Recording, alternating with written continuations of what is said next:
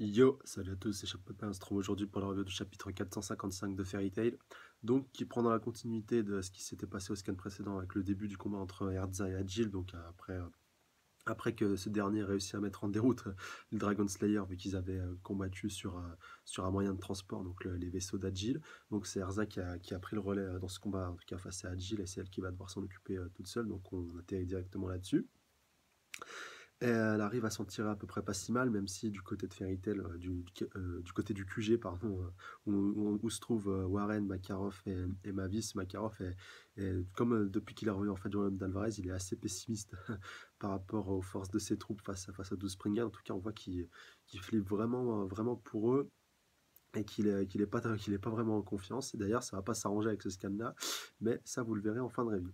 Donc, donc le chapitre continue. Ce coup-ci, en fait, on va faire un petit tour au niveau du champ de bataille sur les différents, sur les différents protagonistes, pardon.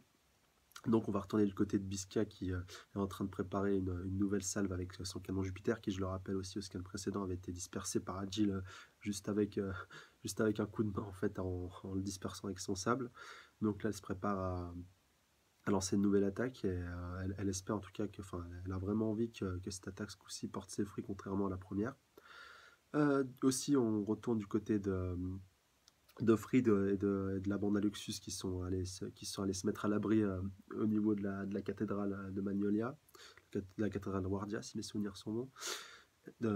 Après, je sais pas si c'est vraiment pour se mettre à l'abri ou si c'est pour pouvoir courir plus facilement le périmètre de la zone de Fairy Tail, car je le rappelle, Fried il avait dressé une barrière de protection pour la guilde, et je crois bien que si mes souvenirs sont bons, que la cathédrale elle est située au cœur de Fairy Tail, et du coup je pense qu'il contrôle un peu mieux son champ de force et son champ de protection directement depuis la cathédrale. Donc quoi qu'il en soit, lui aussi il commence un petit peu à faiblir et il a peur que sa barrière ne tienne pas. Après, du coup, on va retourner du côté des Dragon Slayer qui, du coup, ce coup-ci, sont vraiment revenus au sol. Et là aussi, un gros fait, une grosse révélation de ce scan-là, c'est que Agile, en fait, il avait ses propres sbires. Donc, je pense que c'est le cas aussi pour les autres Springan. Ils ont tous leur propre petite armée avec leurs soldats qui sont en fait à leur image, comme les soldats d'Agile qui sont ici présents. Il a même des sous-chefs qui dirigent un peu ses troupes et ses soldats. Et puis, ces soldats directement Agile, ils sont dévoués directement à Agile. Bon, ils sont aussi soumis si on regarde plus loin, directement à ZF, mais ils sont directement soumis à Agile. C'est vraiment ses troupes à lui, ses soldats à lui. Donc ça a un autre fait aussi assez surprenant. Moi, je pensais que tous les sbires ou tous les soldats d'Alvarez étaient directement soumis à ZF. Je pensais pas qu'il y avait des propres soldats pour chaque Springan. Mais en tout cas, c'est une bonne info à savoir. Et puis aussi à savoir qu'il y a des sous-chefs également dans chaque régiment. Donc une vraie révélation dans ce scan, et c'est donc la bande des Dragon Slayer qui va s'occuper donc des sous-fifres de Agile, donc ça peut être assez surprenant de premier abord, mais je pense que c'est un bon tour de chauffe pour nos Dragon Slayer avant de se retrouver confronté à un Springan directement. En tout cas, ça va permettre de pouvoir les jauger, puis aussi voir ce que valent des sous-chefs et des sous-commandants d'un Springan, en fait, directement, voir vraiment leur niveau. Et puis, en tout cas, on a vu que Natsu était un peu surpris par la puissance de ses sous-fifres. Donc, quoi qu'il en soit, de ce côté, ça s'arrête ici pour Natsu, la team Dragon Slayer. Donc, on va retourner sur Erza face à Agile, donc qui est un petit peu mise en difficulté. Elle essaye deux trois petites armures, elle voit que ça marche pas très bien, jusqu'à un moment en fait où Agile arrive directement à la sceller, puis à l'emprisonner dans une sorte de prison de sable, un peu comme Gaara avec son tombeau du désert, quand on le référence à Naruto, au passage. Euh, donc ouais, du côté d'Erza, pareil, ça s'arrête aussi dans une situation un peu critique où elle commence à se faire encercler, et puis elle est un peu surprise aussi de cette attaque et qu'elle n'arrive pas à se démêler de ce sable-là. Donc on verra dans le prochain scan. Donc dites-moi vous ce que vous pensez déjà par rapport à l'issue de ce combat entre Agile et Erza. Est-ce que vous pensez que Erza va arriver à le battre? Est-ce que elle va arriver à le battre mais difficilement, ou alors est-ce qu'elle va complètement se faire exploser et puis qu'elle va être ramassée à la petite cuillère par les matchs de Fairy Tail au bord de la mort? Enfin, dites-moi ce que vous pensez. En tout cas, moi je trouve que c'est assez mal emballé pour nos matchs de Fairy Tail, et vous allez voir que ça va pas aller en s'arrangeant dans ce scan. Donc je continue. Et ce coup-ci, On va directement atterrir du côté de Fried où il s'aperçoit, surprise, qu'il y a eu une brèche dans sa barrière anti-mage ennemi en fait. Et c'est un des 12 Springan qui a forcé, qui a réussi à forcer sa barrière. C'est Batman, je crois qu'il s'appelait quand il était apparu. Donc il ressemble un peu à ceux qui ont vu le film Moi Moche et Méchant. Il ressemble un petit peu au personnage principal avec les mignons. Et en tout cas, c'était un personnage qu'ils avaient présenté comme insoumis, en tout cas. Enfin, il avait beaucoup de répondants quand on l'avait vu la première fois, donc au conseil des 12 Springen de ZRF. D'ailleurs, c'était là qu'on l'avait vu pour la première fois. Et donc, il nous est présenté comme quelqu'un d'assez puissant, vu qu'il a réussi à dissoudre assez facilement cette barrière. Même lui, il le dit que c'était vraiment un jeu d'enfant pour lui. Donc, j'ai hâte de voir qui c'est qui va s'occuper de lui et voir vraiment ce qu'il vaut déjà en combat. Parce que là, on a vu ses capacités, on va dire, entre guillemets, externes. Mais j'ai hâte de voir ce qu'il vaut au combat et puis de même que ses pouvoirs et la magie qu'il emploie. Dites-moi vous aussi dans les commentaires qui c'est que vous pensez qui va se charger de son cas, qui c'est qui va s'en occuper. Moi je pencherais plutôt pour Luxus, enfin je sais pas bizarrement, mais en tout cas pour tous les matchs qu'on a vus à présent, il y en a déjà deux trois qui sont occupés, comme les Dragon Slayer, comme Erza. Grey, lui, je pense qu'il affrontera le match de glace, comme je l'avais dit, donc le petit secrétaire de notre ami Zerev, donc il s'appelait Inbel, si mes souvenirs sont bons, qui était un grand match de glace, donc je pense que Gray, voilà, il est un peu booké pour lui, et puis je vois pas Makarov ou Mavis se salir les mains pour lui, donc ouais, je vois bien Luxus, ou alors peut-être Gildart, s'il revient à la guilde, c'est possible aussi, enfin, moi je vois bien Luxus, surtout qu'il apparaît dans ce scan aussi, quand Mavis déclare vraiment l'alerte générale avec l'arrivée de ce Springan là. Donc, ouais, je vois bien Luxus s'occuper de lui. Donc, dites-moi dans les commentaires qui c'est que vous pensez qui va aller se charger de son cas. Voilà. Un autre fait aussi important à noter, c'est que on retourne donc au niveau du quartier général. Et là, grosse surprise, même Warren, il est complètement, complètement sur le cul parce que Fairy Tail est attaqué de toutes parts. Vraiment de toutes parts, ils se sont vraiment fait avoir en beauté. Donc, beaucoup pensaient à la vue en fait des scans précédents quand Haji a débarqué, qu'il était venu entre guillemets en solo, qu'il s'était un peu empiffé contre l'ordre de Zeref qu'il lui avait donné au conseil des 12 Springan quand il lui disait ouais, moi j'ai réussi à les mettre en déroute, je pourrais m'occuper de Fairy Tail à moi tout seul.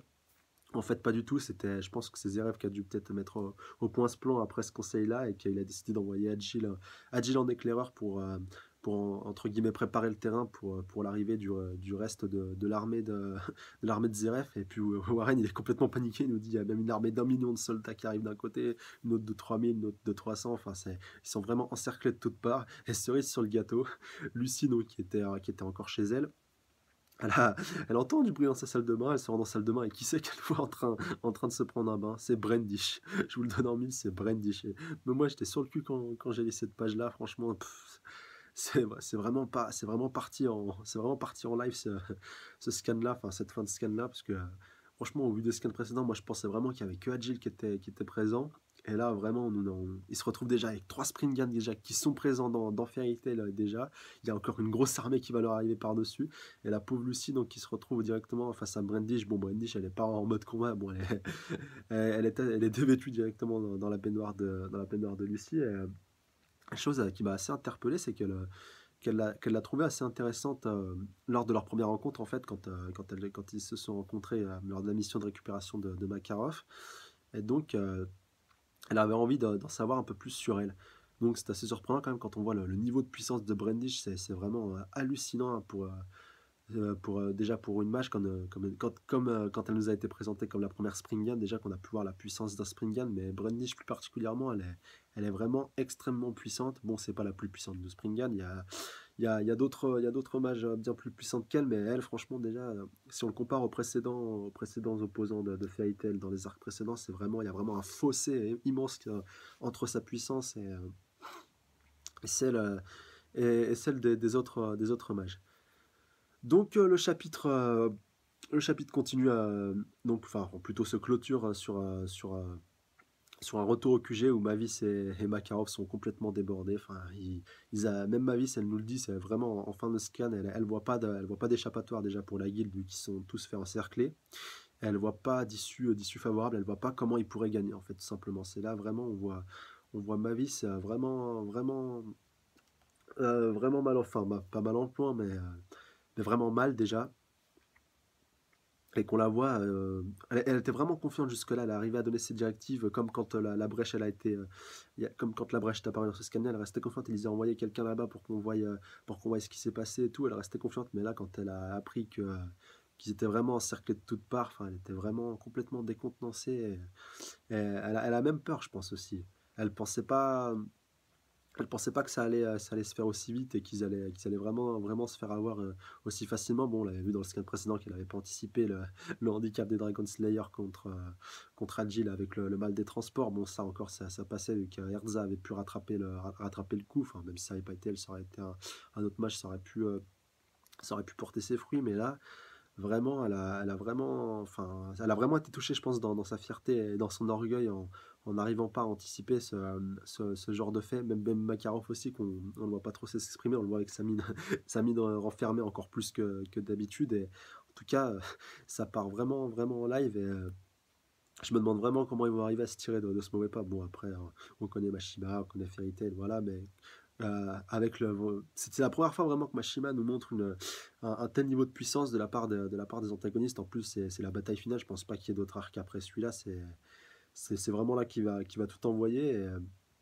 J'espère vraiment qu'il pourra nous surprendre avec, bon, peut-être des power-up par-ci par-là, ce serait bien, mais que ce soit pas toujours le pouvoir de l'amitié, le pouvoir pouvoir de nos liens qui fasse basculer la victoire du côté de Fairy Tail. Enfin, j'aimerais voir autre chose et j'aimerais être surpris. Bon, la Scanline il nous a un peu surpris à la fin, mais j'aimerais encore être plus surpris.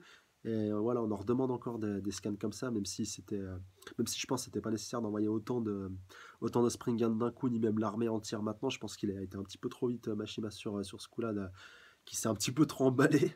Mais, euh, mais en tout cas, ça reste du bon. Et puis, l'avenir nous dira s'il a pris la bonne décision de dévoiler, entre guillemets, ses troupes. Et puis un petit peu sa botte secrète avec ce déferlement aussi rapidement. Parce que là, il vient de donner un gros coup d'accélérateur à la bataille finale en envoyant directement toutes les troupes d'un coup. Enfin, je veux dire, il aurait pu faire les choses plus simplement où on affrontait les Springans les uns après les autres sur des périodes plus ou moins longues. Alors que là, il fait vraiment faire une guerre totale et que ça va être, je pense, ça va être un petit peu le bazar aussi dans les scans prochains. Si, comme dans d'autres mangas, je pense à Bleach, je pense à Naruto dans les batailles finales où il y avait vraiment plusieurs champs de bataille en même temps, plusieurs combats et que des fois c'était un petit peu mal géré, puis un petit peu fouillis. Voilà, donc ce sera tout pour ce scan. Donc, bah, comme d'habitude, n'hésitez pas à mettre un petit pouce si la review et le scan vous a plu. D'ailleurs, je vous mettrai le lien du scan dans les commentaires. Euh, N'hésitez pas donc à partager un max la vidéo, c'est hyper important. Faut vraiment qu'on. C'est l'arc final de Fairy Tail, donc je veux que vous la partagiez avec tous ceux que vous connaissez qui aiment Fairy Tail, même qui connaissent le manga et tout, si l'ont peut-être mal jugé ou autre, vraiment de les remettre dans le bain et de leur donner envie de leur donner envie de s'y remettre. Donc voilà, hyper important ça aussi. Et surtout, abonnez-vous, c'est hyper important vu que je crois encore que cette semaine, les scans vont encore paraître de manière irrégulière. Donc comme ça, vous êtes directement informé quand mes reviews sortent. Et ce sera mieux pour tout le monde. Voilà, donc ce sera tout pour moi. Salut à tous. Sayonara!